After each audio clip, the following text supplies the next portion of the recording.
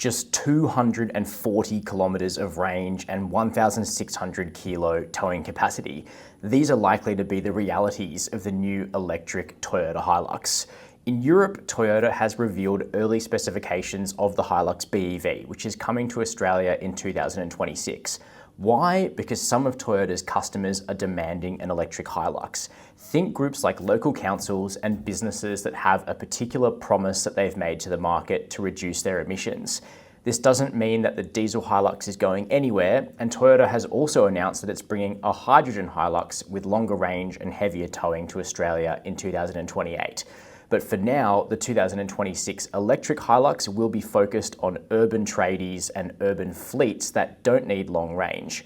However, while the battery, which is 59 kilowatt hours in capacity, promises just 240 kilometers of driving range, Toyota says the Hilux will have best-in-class charging capacity in order to minimize vehicle downtime.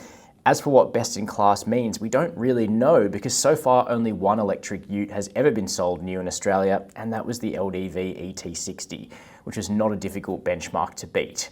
We also know that the electric Hilux will have standard dual-motor four-wheel drive. It will not be rear-wheel drive like that LDV was.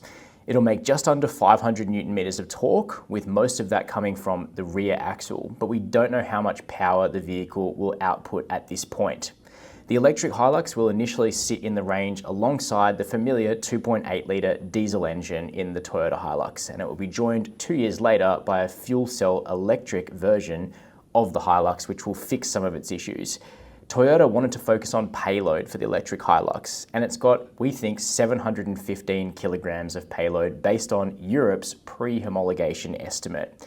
They're the same estimates that have given us the 240 kilometre of range number, which is consumption of just under 25 kilowatt hours per 100 kilometres, pretty standard for a ute, which is not a very aerodynamic vehicle. Toyota also says maintaining 5 passenger capacity was their other big goal for the Hilux, which it's understood to have done. More information will be forthcoming on the Hilux BEV as it approaches its Australian launch. It still has to go through Aussie homologation, which could mean that some of these numbers will change by a small amount. But we understand that the European specs for the Hilux electric really show us the core of what this vehicle will be like, including here in the Australian market. It's not focused on long range. It's not focused on towing. It is for fleets that simply want a Hilux and they want it to have zero tailpipe emissions, no matter what. Let us know your thoughts.